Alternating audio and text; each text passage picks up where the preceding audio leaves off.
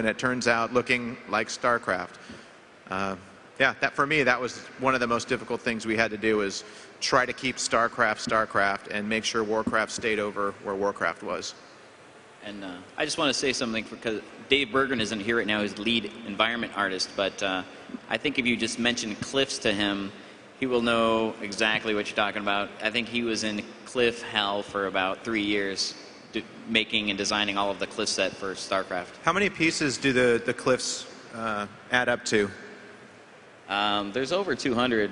There's over 200 different versions of cliffs in StarCraft that need to be able to fit together and not have big And then for all the different ones in it. too, because there's Protoss cliffs and there's Terran cliffs and there's like natural cliffs. So all of those had to be modeled by hand by Dave, one piece at a time. So Berggren means cliff builder in German.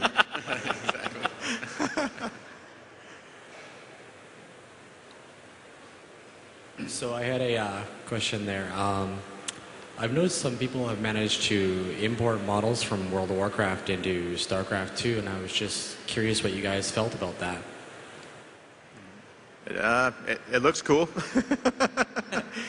You know, I hope one day we can be able to support it where people can, you know, maybe make their own models and stuff like that. But you know, I don't know logistic-wise or anything like that how the companies stand on it is. But when I first saw that, I thought that it was pretty cool seeing that. Not that I condone it, because I don't know if I'm allowed to or not. But it was kind of funny seeing that in our game. Warcraft stuff. It's kind of, that's why we made Blizz Dota. Just kidding. All right, well, thanks. All right. Sorry I didn't have a better answer on that. Bunch of artists. Hi. Hello. I was just wondering if you could tell me who the main artists were that designed the look of the character Tychus Findlay, or was it just a whole bunch of people? I believe the guy who did the concept of the marine armor, Joe Peterson, he's still working with us, stuff like that. He designed all the intricate details and everything, and the guy who actually modeled that, I believe, is Fausto DiMartini. Both guys still at the company, but they that marine armor is so frigging intricate. It's if you look at the front of it, it almost looks like a Volkswagen looking at you, because it has the lights here and the round. Every time I see that now, I think of a Volkswagen. But yeah. And it's so difficult to draw because of the perspective on it. I'm not known for my perspective, as you can tell by my character proportions. But yeah, the guys who had worked on the marine armor, Joe Peterson and Fausto DiMartini. Could I just ask one more question? Absolutely. The artwork where it shows all of Rainer's Riders together, or I mean Heaven's Devils, yeah. That sepia tone one, who drew that? Because I couldn't find it. It was someone on our cinematic team. They were responsible for a lot of the pictures that you'd see in the bar room in StarCraft or in the postcards or things like that. They handled a lot of that. I'm not sure if in the art book it's in there. I don't know if you can see a signature on there, but yeah, I'm not sure who did that one. Sorry. Thank you. All right. This is for the Dota game question thing. The question is, I know you guys are going to make new you're going to continue to create characters for the game. Are you going to actually create characters 100% new that aren't in either of the games for the game? If we have a really fun idea for it, I think we will. It's tough when we have these three properties, StarCraft, Warcraft, and Diablo, that have so many just iconic characters. I think we're going to hit a lot of those first, and then if some sort of thing pops up, like, you know, when people were talking about Diablo and we did the little Diablo My Little Pony shirt with the rainbow, like we've just made up some new thing that was kind of funny. You can probably bet that we're going to be doing something like that if some cultural iconic character springs up in one of the universes, or just, you know, through fan stuff. You know, we'll definitely hit that, like a Leroy Jenkins sort of thing. Who knows if he would ever end up in there? I think people would really like it, and it would be fun to do. Yeah, exactly. Everyone, let's hear a Leroy Jenkins. Let's hear it. Leroy Jenkins. I thought this was a StarCraft panel. What's going on here? All right, so yeah, I hope that answers your question. All right, thank you. All right. So we also, don't start leaving right now because we actually have, after the questions are done, we have a small surprise for you guys. You get to buy us drinks. That's not it, but Ryan's gonna give that's okay. to everybody. What? Hi guys, I'm an aspiring model as well, and I was curious how much you guys go from like procedural animation or just traditional art, or if you guys have a nice mixture in between. Because I know a lot of guys that are more on the technical aspect and less on the aesthetic aspect, and then they make a nice mix. What do you guys think about that? Do you mean by procedural, you mean by motion capture? Is that? I'm not sure what I mean by procedural. More along the lines of coding and scripting into your artwork. Well, in the game, we have a game engine that makes, the characters move around. And we do traditional animation that works with the game code. So yeah, it's kind of a cross between both, I guess. Well, as a whatever production artist, most of our stuff is traditional. Like everything we do is hand painted textures and hand modeled. So there's no until it gets actually into the game is when the computer kind of takes over. But Jay draws everything. Animates everything by hand. Everything's all done by hand, and same thing with the textures and the modeling. Everything's done. And some of us, our team is really small, so we take it almost all the way through. Like I'll do my own concept work, I'll do my own modeling and texturing, and then if it does need to be animated, then we'll take it to the professional here, Jay. But he does it all by hand also. So it's not like we have a computer that, oh, this is a walk cycle, and we just throw it on there. That said, we work together. We have 2 technical artists. And we work together with him to... How's it going? Good. It's like you have Sorry, a go ahead. God, attention hog. Jeez. It's because you have a long hair and you're rock and roll. Where was I? Where were you? Talking about some boring stuff. Oh, technical artists. That's right. So we work together with technical artists and the programmers to actually figure out to some of the art limits, like how many bones we can have in the character, for instance. Like, can we actually afford to put, finger bones in there? The joints, how detailed we can get. So there's a lot of collaboration with that involved with the pure art side. We don't just go off and just make crazy stuff. We've got to work in the engine. We understand there's not just one unit on the game. There's 500 battling with nukes going off. And so in that regard, as far as limitations of it and how to best solve certain problems, like, trying to make a cool snaky Zerg tail and like how that's going to run most efficiently in the engine. We definitely talk to the programmers and the tech artists about that stuff. So yeah, we definitely work with them.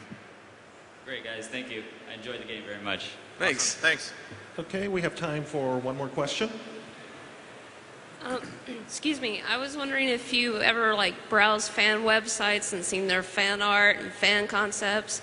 Did you ever maybe borrow them or ask permission to use any of those concepts before, inspired by them?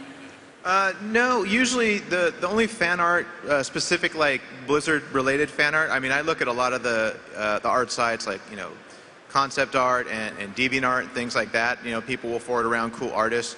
But the fan sites I particularly look at are the ones that I moderate the fan site, not the actual fan site, but I look at the submissions that we get at Blizzard for the fan art. So the fan art that goes up on our site, I kind of go through all the different art, select the ones that I think look the coolest, and put them in the appropriate folders, and then they update them. But as far as taking ideas from the fan sites, it's kind of difficult because we have so many artists on our team that have a billion ideas that they'll send you emails constantly, and you have to look through them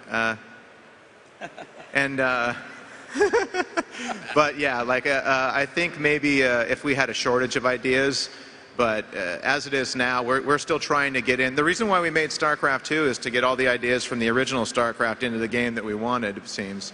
So we have a ton of ideas for you guys, so we're not running dry yet. Thank you. Is that the last of the questions? Okay.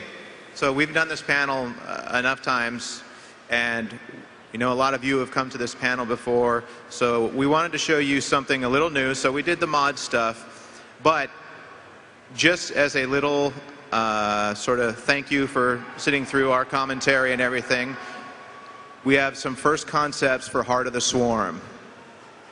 So I'm just going to kind of go through quickly. we don't have a lot of answers. I'd love to answer questions for this, but half of this stuff is concept. It's just brain farts from our head that we have done. So we'll let you know what these are as we continue. These are both done by Peter Lee. And so I'm just going to kind of go through here, and here's some pretty concepts of things. Again, we don't know the names of them because we're going to end up changing the names. So that's maybe Zerg unit number 17. This one here by Mr. Jack, one of our new artists on the team. A lot of you fans out there might know that he had done a lot of concepts of the Zerg after we would send it out, and he'd show us what we did wrong and draw it cooler. So we hired him. So all you fans out there, keep drawing. That is a Zergling by his foot, by the way. Oh yeah, the little Zergling down by his wee foot. I don't know who that girl is, anyone? Ooh. Okay. And it's not going to the next one, dude? These are obviously new Zerg units. No, in case some of you don't know the story, the guy who won the most recent big Starcraft tournament we had going was named Fruit Dealer. And after he won the match, we felt inspired, so we decided to do a fun little tribute to him. So I believe it's the Banana Lisk, the Apple Lord, and the Grapeling. Though there is some disputes about the grapes should be the Overlord version, because I don't know why, you fans are crazy, but there's a fight about that apparently. Also, the bananas are OP, I think. Yeah. We got to patch that.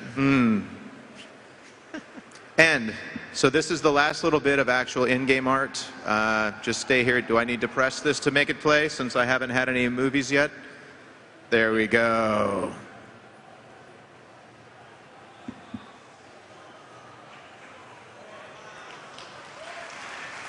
So there's your Terran bunker. One of our artists, Steve Provost, made this as a cool concept. There's some possibilities for Heart of the Swarm. Let's see if I can go back and we can watch that again. Fruit Dealer! Okay, let's watch this again. Now pay attention. This could be happening to your base someday. Or not. Nice sound. There's no sound effects, so do you guys want to make some?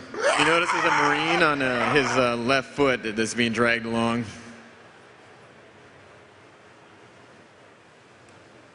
Very nice. And so, that concludes our StarCraft 2 art panel for this year at BlizzCon.